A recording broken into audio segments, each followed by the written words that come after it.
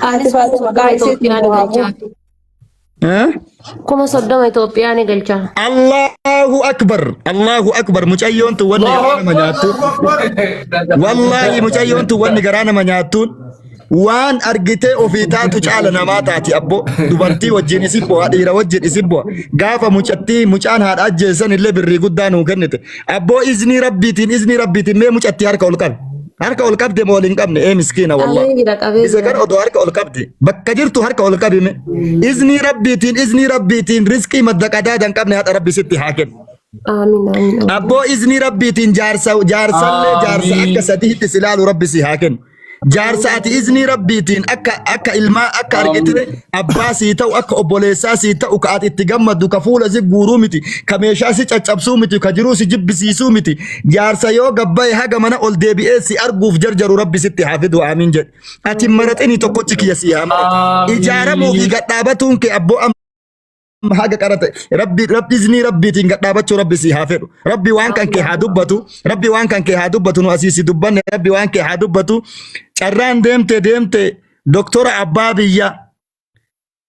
kanamni marti yoo isaan doktora jedhan namni marti dubbaturra geette doktora salaamu alaikum Abazar doktor dubbanne waa dubbadha isaanii afaan takkatti jiranii doktor yoo kennu ni yaalleen qabaanne maybe haasaa isaanii booda kennuu danda'an jedhee yaada. Wanna gara nama yaatu isaan kun seenaa baay'ee qabanii wallahi qabeenya qaban amma duraan nama qabeenya qabu nama fayyaa qabu nama maatii qabu ilmi isaanii isaa waldhaanuudhaaf karaa Liibiyaatti jalaa du'e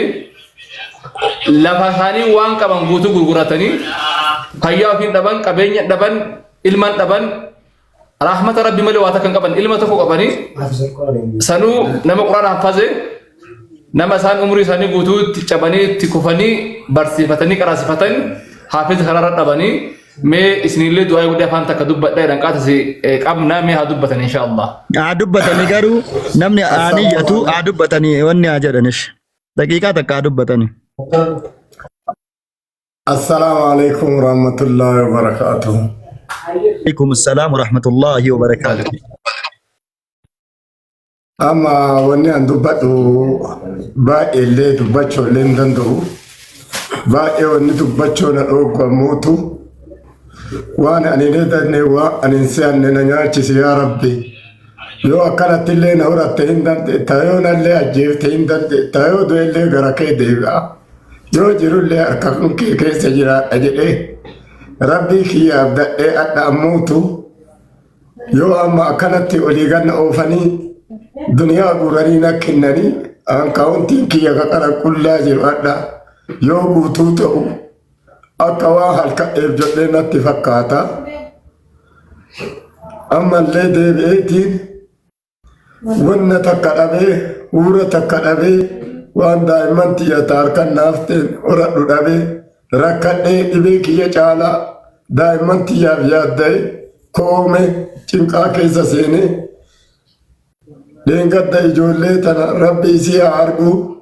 ijoolleen tun argitee seera iyyadhe du'ee maraggalee wanni hin beekne nama dhibdi anummaa atta ta'a jedhee yaa rabbi fala keenaa dhaye dhibee tanallee situ natti fide situ namu koree waa ati na feete jaaladhe jedhee rabbii kiyyarraa baadhe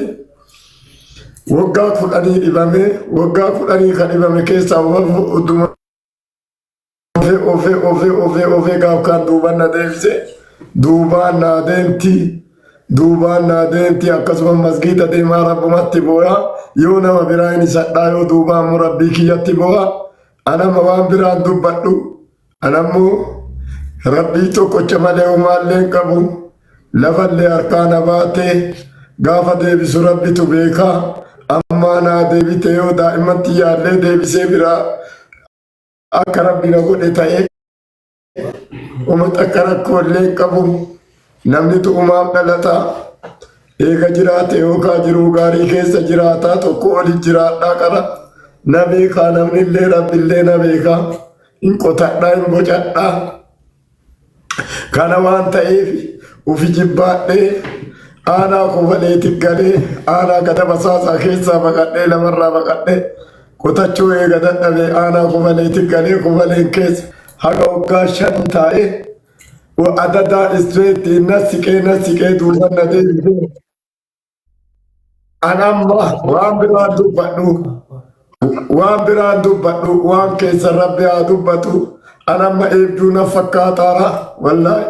duniyaa isin naa kennitan bakka rabbi isinii haa buusu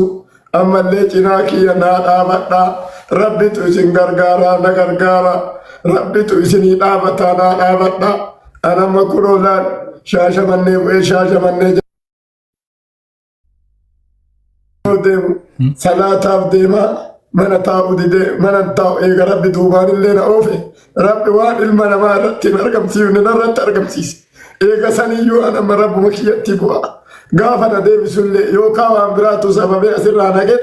nagee keessa yoo geeggeeffamellee garuma isaa dhaqa adhallee isumatti tananaa jaalatee jedhee akkasit jira rabbi raammata isinii haa godhu gooftaa rabbii raammata isinii haa godhu. keessa san irraayyuu hubatee jira. Namni azzalaa abbaan qabne hin jiru. Namni azzalaa rabbi abbaa sii kenne ka abbaan illee sirra akiraa jiru ka duniyaa jiru abbaa kenna kana bira nuu dhaabadhu imimmaan irraa nuu haqi isiniin jenna obboleeyyan tiyya namni martuu carraa dubbatu illee ni argata shaangulliitii boo'insaan ergina garama keessan keessatti booya